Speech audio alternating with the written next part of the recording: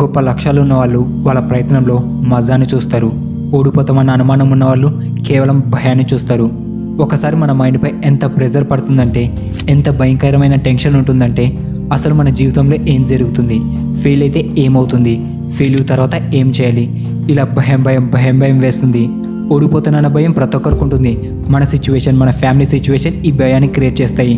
లేదా నేను చేస్తున్న పని సరైందేనా, నేను చేసే పని ఎవరికైనా తెలిస్తే ఎలా, వాళ్ళు ఏమనుకుంటారు, వాళ్ళ ఒపీనియన్ ఎలా ఉంటుందన్న భయాలు కూడా పుట్టుకొని వస్తాయి. ఇన్ని భయాల మధ్య ఫెయిల్యూర్ అనే భయం ఎక్కువగా ఉంటుంది. నిజమే, కొంత ఆలస్యం అవుతుంది, ఫెయిల్యూర్స్ వస్తాయి. బట్ గుర్తుంచుకోండి, మీరు ఎంత ఫెయిల్ అయితే అంత ప్రొటెక్ట్ అవుతారు, కానీ జీరో కారు. ఫెయిల్యూర్ అంటే అక్యుములేట్ చేయడం, అంటే మన సక్సెస్ని ఫెయిల్యూర్ ద్వారా కూడబెడుతున్నాం. విశ్వంలోని మహాగ్రంథమైన భగవద్గీతలో శ్రీకృష్ణులు ఇలా చెప్పారు: నువ్వు చేసే ప్రయత్నంలో నష్టం కానీ తక్కువ అవడం కానీ లేదు. నువ్వు వెళ్ళే మార్గంలో స్వల్ప పురోగతి అయినా నిన్ను మహత్తరమైన భయం నుండి కాపాడుతుంది. మీరు చేసే పని చిన్నదైనా అందులో మీ ప్రయత్నం కొంచెం ఉన్నా అదే చేయండి. ఎందుకంటే ఆ చిన్న ప్రయత్నమే మిమ్మల్ని భయం నుండి కాపాడుతుంది, దూరం చేస్తుంది. చూడు, ఏదైనా లక్ష్యం మనిషి కంటే గొప్పది కాదు, కానీ ఈ సంఘర్షణలో భయపడిన వాడే గెలుస్తాడు.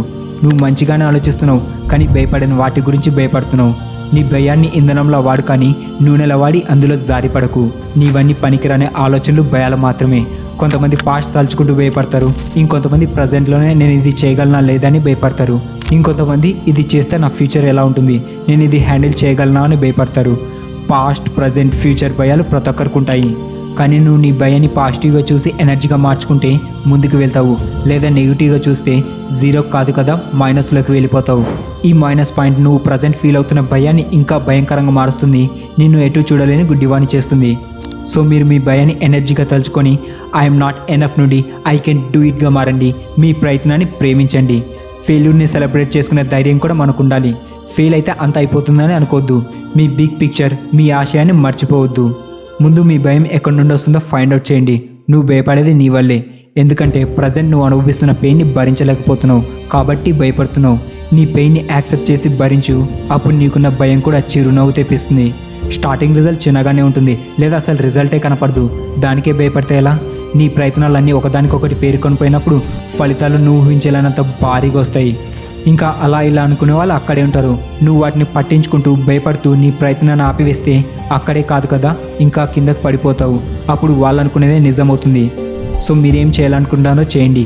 అన్ని చింతలు, అన్ని భయాలు టెంపరీ మాత్రమే. ఒక టైం తర్వాత అన్నీ సరైపోతాయి.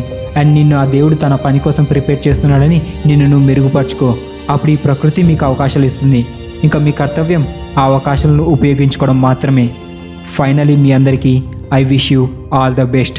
అండ్ ఫ్రెండ్స్, ఈ వీడియో మన 2 తెలుగు రాష్ట్రాలకు చాలా ఇంపార్టెంట్. ఎందుకంటే మన తెలుగు రాష్ట్రాలు చాలా చెడిపోయాయి because of mobile, movie addiction, entertainment etcetera etcetera. ఇందులో పడి వాళ్ళ జీవితాన్ని మర్చిపోయారు.